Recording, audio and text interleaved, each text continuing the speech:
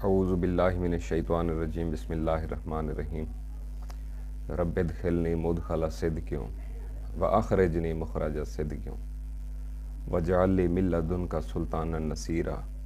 सदक़ल्लाहुल अज़ीम।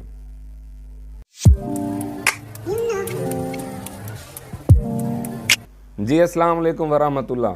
क्या हाल हैं जी सबके? खैर खैरियत से हैं? ठीक ठाक हैं? तबीयत से ठीक है ना? चलें जी, कम टू द पॉइंट। क्या हाल अहवाल बने हुए हैं जी मार्केट के अंदर? थोड़ा सा हमें भी आइडिया देना, आप लोग किस तरह से चीज़ों को असेस करते हैं, किस तरह से चीज़ों को देखते हैं। मुझे पहले आप लोगों की वो मर्ज़ पता लगनी चाहिए ना, जिसकी मैं तशख़ीस करके फिर फर्दर उसको आगे उसके इलाज की तरफ जाऊं। मुझे वो आप अपना इश्यूज़ बताएं कि मुझे आप अपना way of seeing, way of assessment, way of capturing, way of adoption, यानी कि मुझे आप वो बताएं कि आप चीज़ों को किस तरह से देखते हो। गोल्ड का रेट तो इंतहाई वोलाटाइल है भाई। इसने पल में ऊपर जाना है, अगले पल नीचे आना है, फिर अगले पल ऊपर जाना है। इसकी 15 मिनट की कैंडल्स देख लें, आपको समझ आने लग जाएगी ये क्या चक्कर है। ये उतार चढ़ाव उतार चढ़ाव उतार चढ़ाव बेसिकली क्या है? ये मंदा तेज़ी है। ये मंदा तेज़ी क्या है? सेल एंड बाय है। सेल एंड बाय क्या है? डिमांड एंड सप्लाई है।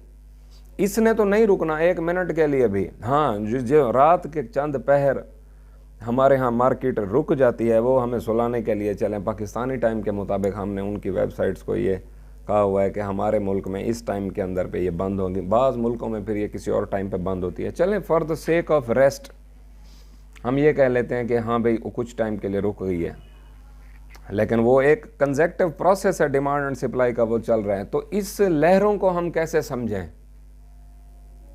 तो इस लहरों को समझने के लिए आपको थोड़ा सा sentiments, environment, datas, local level पे क्या न्यूज़ बन रही हैं, ग्राउंड रियलिटीज़ क्या हैं, और सबसे इंपॉर्टेंट चीज़ जो मैं आपको बताना चाहता हूँ आज, वो है फेयर एंड ग्रीड इंडेक्स।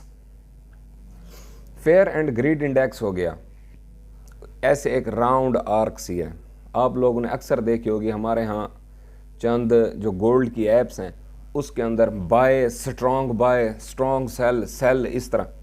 और आपने ये देखना है, सिंपल सा कैलकुलेशन मैं आपको बता देता हूँ। आपने ये देखना है कि आपके पास इस टाइम पे सेलिंग प्रेशर ज़्यादा है या बाइंग प्रेशर। अगर तो आपके पास सेलिंग प्रेशर ज़्यादा है तो आपने थोड़ा सा उसके अंदर बाय करनी है। अगर वेरी स्ट्रॉन्ग सेलिंग प्रेशर है तो आपने मिड तक अपनी बाय रखनी है। और अगर वो बिल्कुल अंधाधुंध हो गया है तो फिर आप 70% तक एंट्री ले सकते हो उसमें, लेकिन 30% कैश को अपने पास रख सकते हो। और इसी तरह रिवर्स सिनेरियो में आ जाएं। रिवर्स सिनेरियो में क्या है कि मार्केट ऊपर जा रही है, ग्रीड की तरफ जा रही है कि अब तो गई मार्केट, अब तो गई मार्केट, और मार्केट परफॉर्म भी कर रही है और जा भी रही है, और हमारी एंट्रीज हैं किसी ना किसी लेवल के नीचे पड़ी हैं। तो अब हम क्या करते हैं जी, मेरे पास 10 तोले हैं, वो मैंने उठाया है जी 2,05,000 रुपये पे। 2,05,000 रुपये उठाने के बाद वो चला गया है 2,16,000 रुपये पे। अब मैं 5 का 5 तोले क्या करता हूँ, उठाता हूँ, जो गलत तरीका है, जो अक्सर हमारी आदत है, और majority of us doing this, majority of उन 5% को छोड़ के जिनके बारे में मैं बताता हूँ वो क्या करते हैं। 95% पर्सन क्या करते हैं कि चुप करके गया, वो 5 तोले उठाया, वो जाके उन्होंने 2,16,000 में सेल कर दिया, कैश उठाया, घर आ गए, इधर आके कैलकुलेटर लगाया या उधर ही शॉप में लगा लिया कि हमें 11,000 रुपया फी तोला बच गया। 5 तोले था, 55,000 की मजदूरी हो गई जेब में। अब जैसे ही गोल्ड सेल करके घर आते हैं, कैश रखते हैं, साथ ही फिर मार्केट देखनी शुरू। इधर ओ यार क्या बना, क्या पोजीशन लगती है, क्या पोजीशन लगती। सेल और परचेज के दरमियान कैश आपके हाथ में डंग मारता है। इधर से सेल करके आते हैं, घर आके बैठते ही इस कशमकश में कि अब मैं ले ना लूं यार, अब क्या चाहे, क्या लगता है, चलो वो मैंने नफ़ा पूरा कर लिया वो नफ़ा पूरा कर लिया, अब मैं इसको ले लूं। वही मैं आपको पिछली बात की कंटिन्यूटी बता रहा था, ये सारे रॉन्ग डूइंग्स हैं, इस तरह से आप लोगों ने नहीं करना। जो रिवर्स सिनेरियो की बात हो रही थी वो ये थी कि जिस तरह मार्केट ऊपर जाती जाए, वो बंदा 5 तोले जो उठा के जा रहा था 2,05,000 की खरीद 16 पे सेल करने, उसको चाहिए अगर उसने 16 पे पहुंच गया है तो फिर उस ग्रीड और फेयर एंड ग्रीड इंडेक्स को देखे। अगर तो वो जिस लेवल के ऊपर आ गया, अगर तो ग्रीड आ गया फुल लेवल के ऊपर, तो उसको अपना 50% सेल कर देना चाहिए, और एक्सट्रीमली फुल पे चला गया है तो उसको मजीद 25% सेल कर देना चाहिए, और अपना जो वो अगला 25% उसके पास बचता है भाई, वो नॉट फॉर सेल।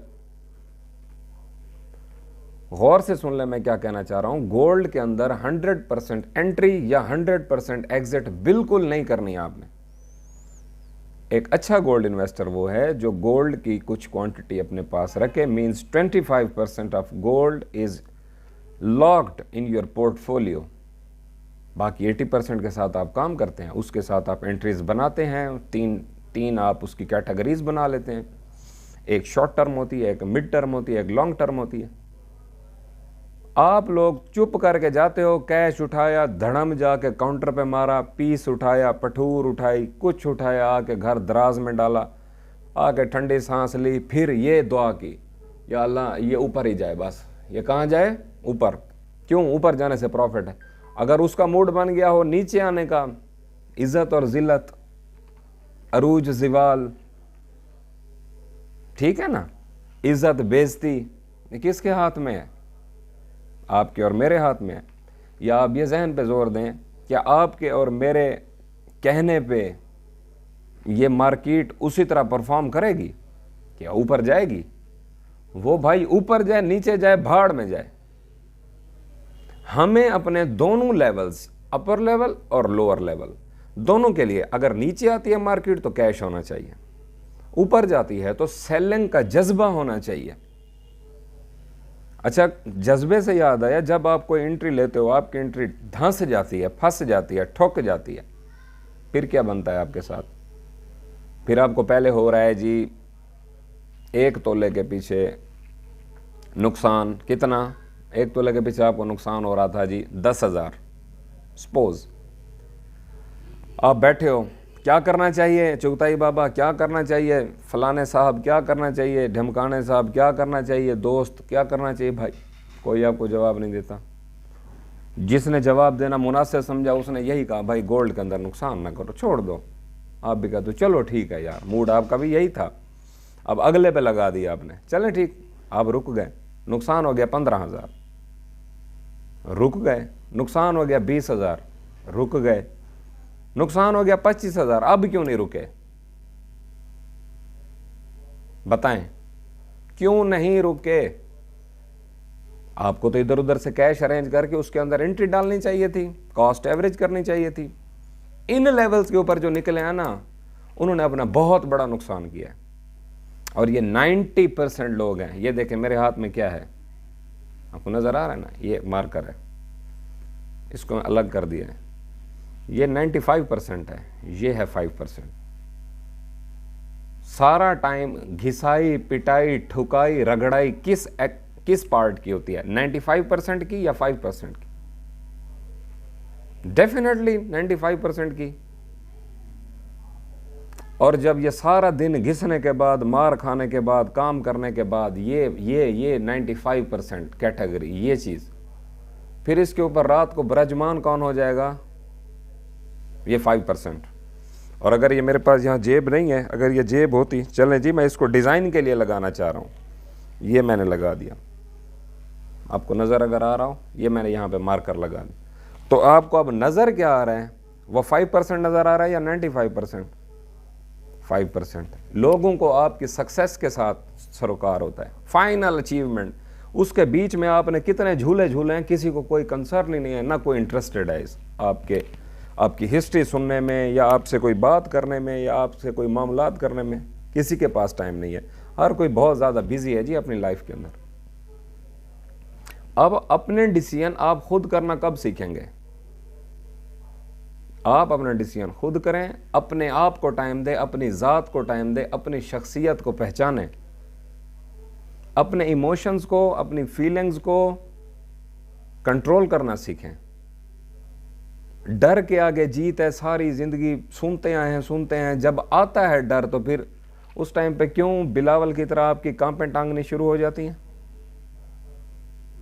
आप अपनी मूव्स की वजह से ही नुकसान करते हैं। लिहाजा ख्याल रखें अपना भी, अपनी फैमिली का भी, अपने सरमाए का भी। मिलते हैं जी फिर एक अगली वीडियो में इंशाल्लाह एक नए टॉपिक के साथ। तब तक अपना, अपने अहले खाना का, अपने फंड का और इस चैनल का बहुत सारा ख्याल रखेंगे जी। अस्सलाम वालेकुम व रहमतुल्लाह।